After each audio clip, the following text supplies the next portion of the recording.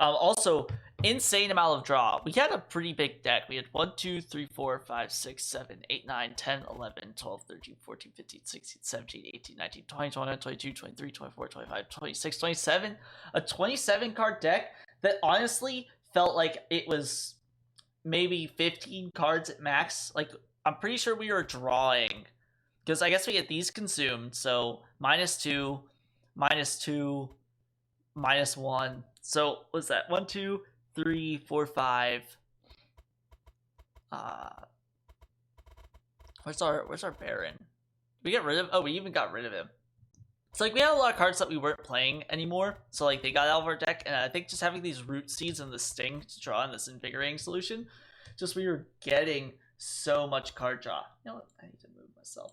So wow, was that good? My favorite, again, I love playing Little Fade this way. I think you can make it work even without the holdover moldeds. I really think with our build where we were only having 2 things dying, if we didn't have this holdover molded, if we didn't have these molded, one, holdover on like a primitive mold then is really good because you can get kind of 2 even if you duplicate a primitive mold. Because like I said, at that end, we only had 2 things dead.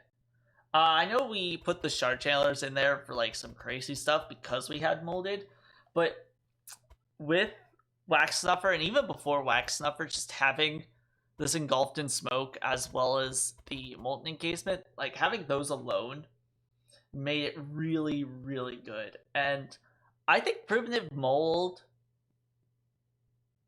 I don't necessarily want to say it's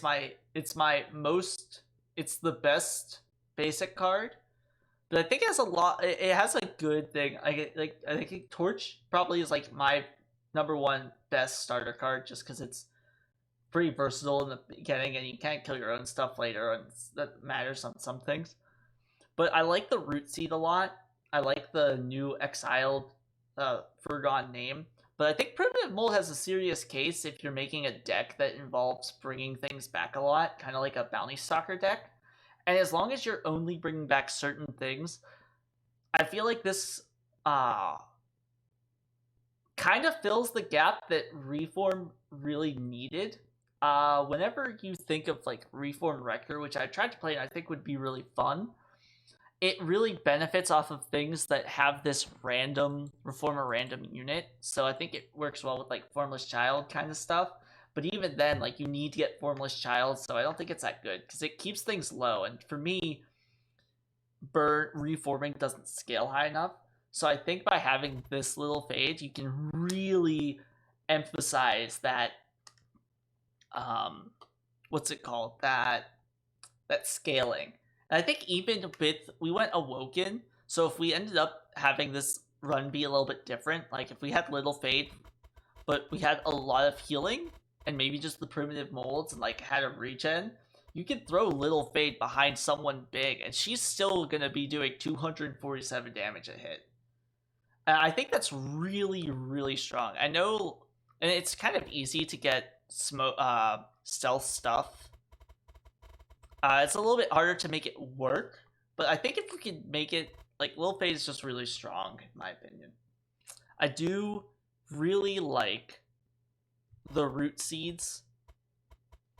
It enables these combo-y decks a lot more, and I always love playing combo decks, so I hope that, again, this is all the beta, so make sure everyone's aware of that.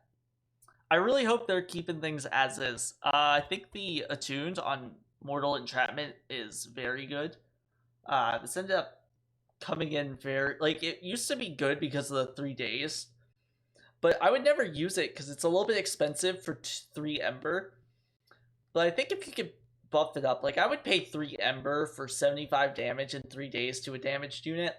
That's actually really good for bosses too, especially when it's kind of easy to get some cheaper damage out, like some Stings or Vine Whips in this deck, or even just, you know, if you're playing on the second floor or something. So it goes a little bit further. I'm really happy to see they breathe some new life into some cards which previously didn't see very much play, I think. So I'm very excited for this. Again, we had resin removal, and we actually made use of these Wickless recruitments, which I think is like one of the biggest surprises to me about having Little Fade and playing the Spikes Little Fade, is it makes Wickless Recruitment very good as like a finishing card.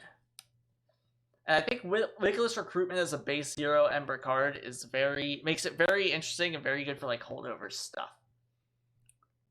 Like you saw, I was able to just play it.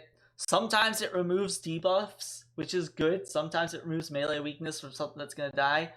But whenever it's there, you play a 247 damage Lil Fade, get rid of all her burnout, and she's just ready to roll.